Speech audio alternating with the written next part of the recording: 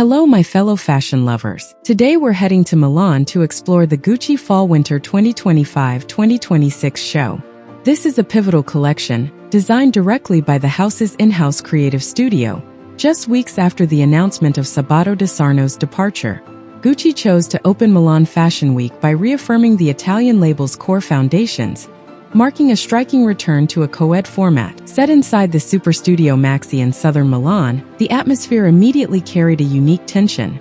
A sea of photographers flashed their cameras as high-profile guests arrived, from Jessica Chastain to Julia Garner, alongside the wild fan excitement generated by BTS's Jin. In this transitional phase, Gucci seems to have rediscovered a sense of raw creative freedom. On the runway, the floor displayed the iconic interlocking double G logo, a tribute to founder Gucci, celebrating its 50th anniversary this year.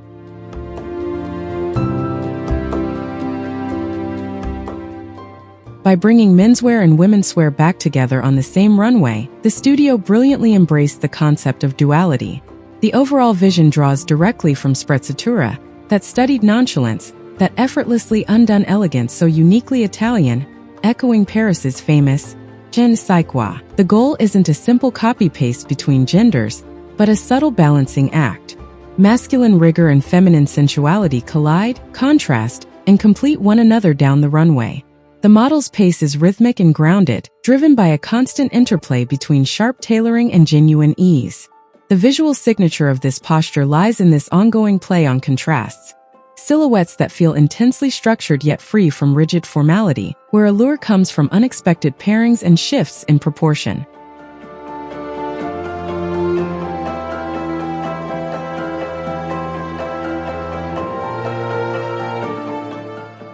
The collection's construction relies on a precise twist of traditional tailoring, used to refresh the silhouette. A striking example of this approach lies in the use of classic menswear tweeds, reimagined here into softer, more playful feminine pieces. We see ultra-cropped blazers revealing hints of skin, paired with incendiary pencil skirts and updated 1950s-inspired coats. The clash of textures is immediate and deeply tactile. Glossy coated leather meets fluid silk slip skirts, touchable pearlescent orange velvet, and the wrapping softness of pristine faux fur. The color palette dares to use bold color blocking, apple green, powder pink, and vivid citrus notes, constantly balanced by the quiet restraint of long gray cardigans and classic men's trousers.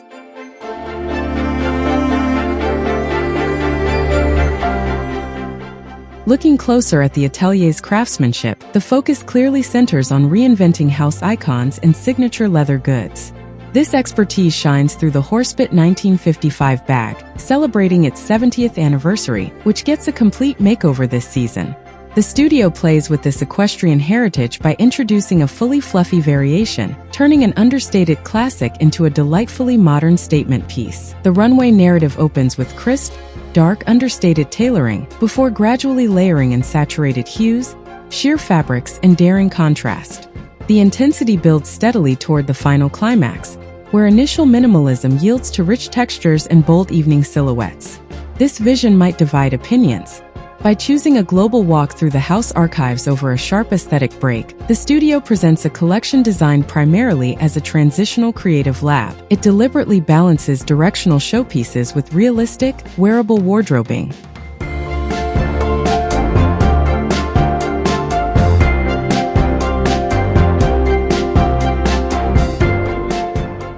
This presentation serves as a welcome pause in Gucci's recent chapter.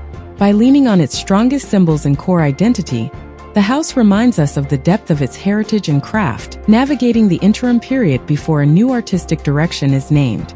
Was relying on historic house codes the best move for the studio to kick off this new chapter? Let me know your honest thoughts in the comments. I'm really curious to read your take. Thank you so much for watching and analyzing this collection with me. As a quick fun fact, the equestrian bit motif, the iconic horsebit reimagined this season, was first introduced on the house's loafers back in 1953, before making its way onto leather bags 2 years later. Enjoy the rest of the runway show. Take in every silhouette, and I'll see you very soon for our next analysis.